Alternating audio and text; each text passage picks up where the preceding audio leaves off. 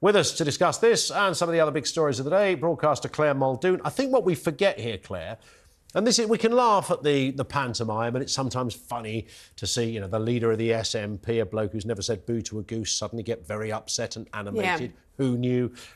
Penny Mordaunt, very good in these kinds of situations. She's a great oratorian. Indeed, throwing back some logic at the opposition. But actually, this is our parliamentary system. These are meant to be adults debating sensibly about something very, very serious. Very, very serious and very, very important. But remember John Bercow, all we ever heard him say was, order, order. He loved that. That was it, right? And never actually got much done. But as much as I agree, Lindsay Hoyle... Sir Lindsay Hoyle... It's like Bercow was in the room then for a second there. One of my many talents. Well. Anyway, and... you've put me off a thought. I do apologise. Lindsay Hoyle. Bring order back to order. this. I do think that was a very heartfelt apology. Yeah. I do think he has been humbled by it, but I don't think he's strong enough then.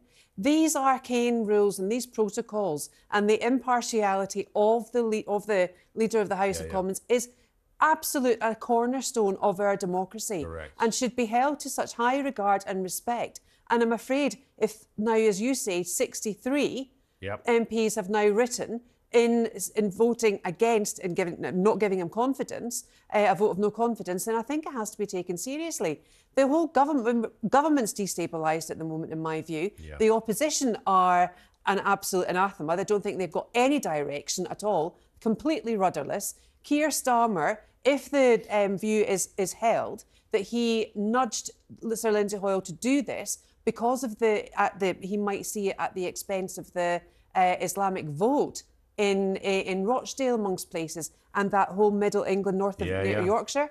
You have to wonder, is that really at play? And I'm sorry, but I've got no trust in the politicians, least of all Stephen Flynn of the SNP, or any of the SNP at all, least of all Keir Starmer. Yeah, but he had the fireworks out, matey, at the SNP there, didn't he? I know they're not your party of choice. Your party of choice. I know, I object to but nonetheless, I mean, he gave it both barrels. But I've tried to find out, Ian, and I can't find out the date that the SNP sent that timetabling for that debate to come through, because I think that's key. The Conservatives also, under Lord Cameron now, don't want Rafah invaded, and they timetabled a sort of similar motion, as did Labour, although their party is completely split, and that's what the MSM mainstream media seems to be focusing on.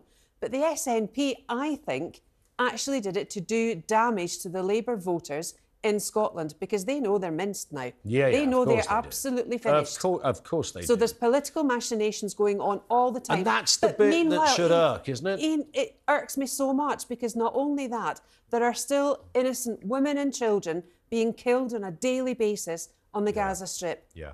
Amongst all of that melee. And I would imagine... And that's what's sickening. Look, Netanyahu isn't going to take a blind bit of notice of what different parliaments do around the world in terms of this. No. I get that. He's the leader of that country. That's his prerogative. However, I do think that if you're going to have a debate on such a sensitive issue, you want that debate to have intelligence, to have brevity, to have decorum about it, and have order. And the order was lost by the man who's meant to keep it. The Speaker of the House of Commons. Yes. And Lindsay Hoyle, like a lot of speakers, has been roundly congratulated for impartiality. He's been pretty good.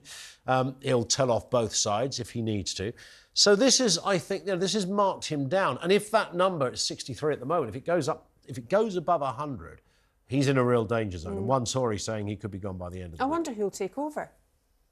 Oh, great. I wonder what the recruitment process is to be Speaker of the House of Commons. It's a great gig, apparently. Have you seen the flat you get? No. Oh, man alive. I mean, this is the one that Denny, one of the Lord Justices, actually got done up with all that expensive Yeah, I think it all got done wallpaper. up nice. Everything, even the toilet paper's made of gold leaf. It's that kind of... It's a proper bit of opulence in the Palace of Westminster. Incredible. My goodness me. Let's move on to the Post Office. Great story. This has broken in the last hour or so. In fact, about the last half an hour. Hundreds of people wrongly convicted in the Post Office scandal are set to have their names cleared after plans for new laws were set out by the government. I don't think there's anybody in the land that's going to say this is welcome news. Absolutely not. I mean, I think it's wonderful news. Wonderful news. But again, why did it take a TV drama when they're killing off creatives right, left and centre, to bring about this whole view and what happened to these people in awful, awful circumstances. Yep.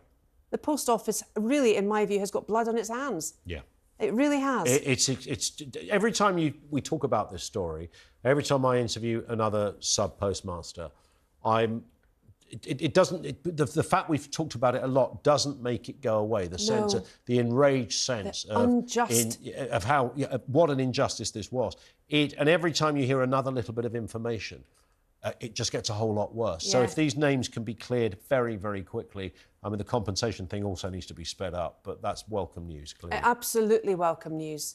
What about this? British public is at risk from the UK's network of Hamas sympathisers, says advisor who reviewed anti-terror programme Prevent. I mean, this to me comes under the category of tell us something we didn't know. I mean, this has gone on for so long. It's given a free rein, whether it's happening in some mosques, whether it's happening in some back rooms, whether it's happening in protests in the street. Yeah. There is a contingent of people, and not just Islamists, but people who, for some curious reason, sympathise with a medieval death cult, who believe that, actually, we're with those people over... Really? This is the place we've arrived at? It's just absolutely appalling. And this report that was written, it was called Prevent. They've actually, the people who've manufactured the report and authored the report focused on extreme right-wing people in the country instead of the Islamists. And it goes back to the child sex abuse cases in Rochdale in Yorkshire. The police didn't want to probe or didn't want to put anyone under caution because of fear of being called racist. Correct. And now we've got the situation where we are on high terror alert because of what's happening in the Gaza Strip, because of the uncertainty of the terrorists, Hamas, and because of the uncertainty of all the cells that are being born and made in this country. It's awful. And I don't think that was really at Lindsay Hoyle's forefront of his mind when he's made the decision yesterday. And do you know what, Claire? Although it is a very present and real danger. Yeah, and you've hit the nail on the head. At some point, somebody within the machinery that looks at this stuff went, well, you know, we've got too many in the sort of Islamist department. I want to say Islamist as distinct from Islam. I'll make that clear for the umpteenth time. But when you've got... there were clearly people who thought, you know, we need to balance this up somehow. But you can't balance terror. There's dodgy right-wingers over there. Let's put them on. Let's put, you know, a kid who said something that wasn't necessarily desirable in the class. Put the kid on. Now, of course, there are people on other parts of the political spectrum that are really deeply unpleasant. Are we getting blown up by those people? No. Are we getting these kind of threats? No, we're not. No, we're not. Why can't somebody come out and say that out loud? Because that's the reality. We just did. Let's look at this story, final one, and this is police should be allowed to ban drug and drink drivers at the roadside. I think that's a great idea. It's a brilliant idea, isn't it? I don't know why it hasn't been done before. Somebody will say, well, you know, is it for the police to... They don't dispense the justice, they just pick up the crime or alleged crime, and then it's for a procedure or a court case to decide whether there's been wrongdoing. Well, that is the case, but I think the evidence... The police do other stuff. I think that would support, the evidence is there to support that when the drink and drug drivers get to court, a magistrate's court, they then always, 99.9%, are found guilty and therefore they're banned. So therefore you're not taking away anything from the court system other than freeing it up for other services that are much, much needed in the judiciary right now, it's a fair point to finish on. Claire, thank you. You're very welcome. Clare Muldoon with us here on TalkTV.